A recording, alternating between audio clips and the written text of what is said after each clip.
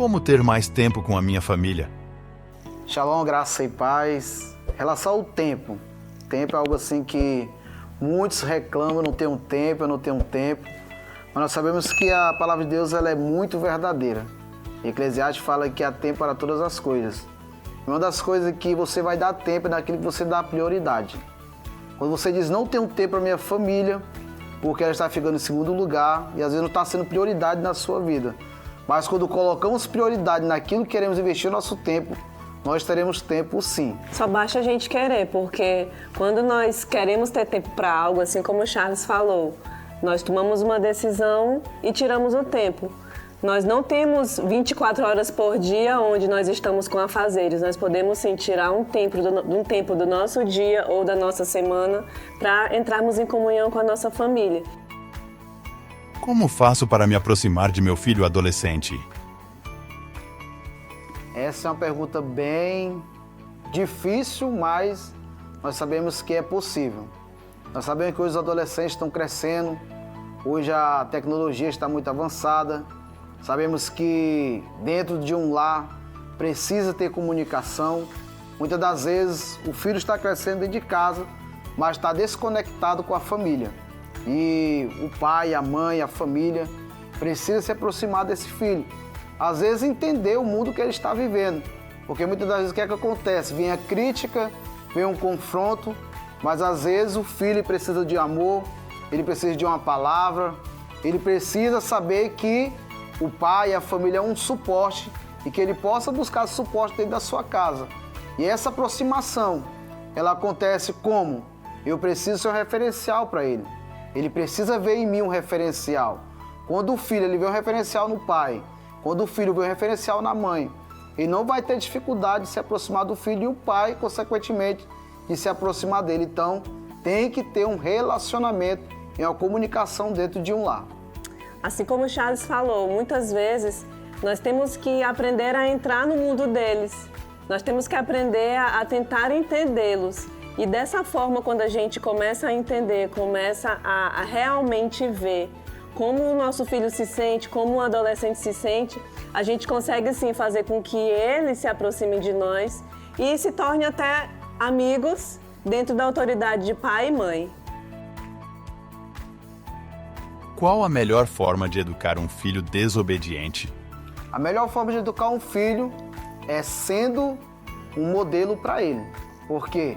Quando o filho vê um modelo dentro de casa, ele vai buscar o exemplo dentro de casa.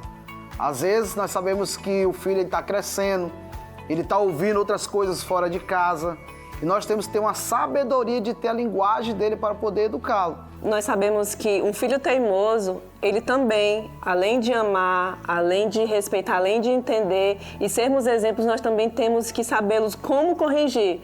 Porque muitas das vezes não temos paciência de ouvir, não temos paciência de passar o tempo com o filho e queremos educar só falando, faz isso, faz aquilo.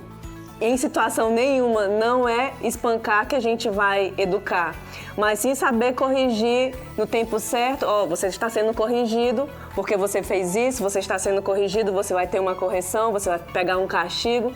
Então, assim, eles vão entender que o que eles estão fazendo não é correto. O que os filhos precisam é a aproximação dos pais e os pais precisam conhecer o coração dos filhos para que haja uma boa comunicação e para que ele possa educar o filho ensinando o caminho, que é o caminho que ele deve andar também e ensinar. Por que levar minha família para a igreja toda semana?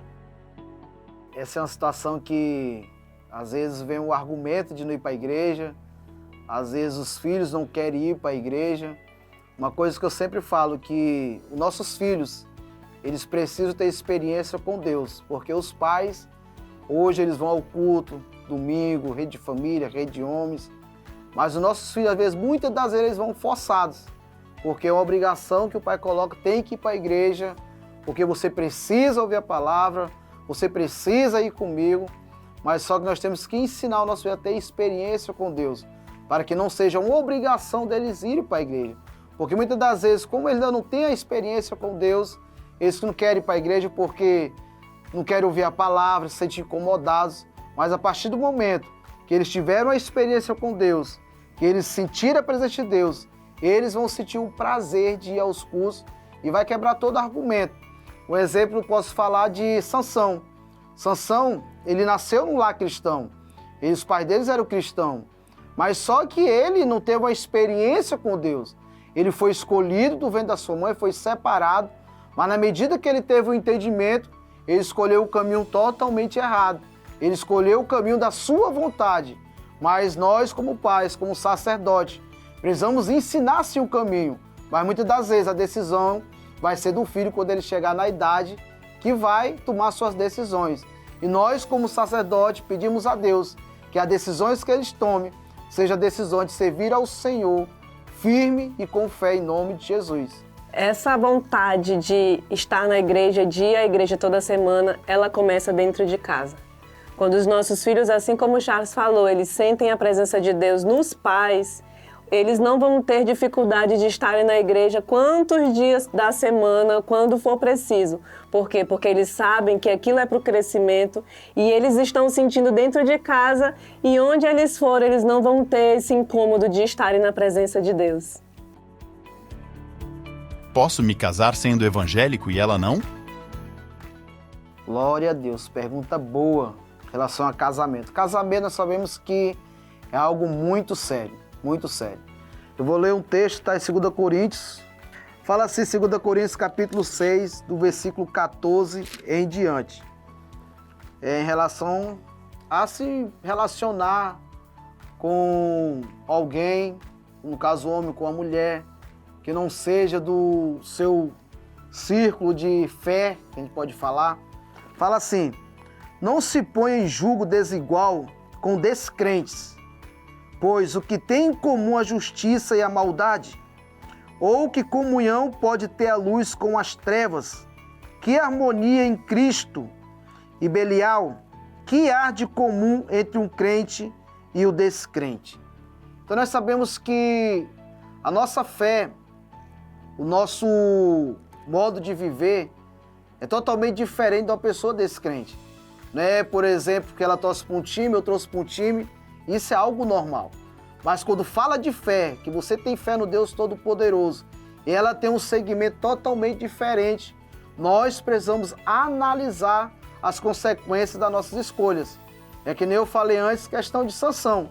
Em Juízes capítulo 14 fala que ele saiu do arraial e viu uma mulher, e ele chegou para o seu pai e fala assim, pai, eu me agradei dela, eu quero ela para mim. Então muitas das vezes vai se agradar sim, você vai sentir, vai gostar sim, mas só que as nossas escolhas, elas terão consequências. Então quando você quiser se envolver, se relacionar com alguém que é oposto à sua fé, aqui na palavra fala, que comunhão tem a luz com as trevas? E nós temos que ter muita sabedoria nesse momento, porque uma escolha para se casar, a escolha para viver juntos, terão consequências. Então, pela palavra que fala aqui, a luz não tem comunhão com as trevas.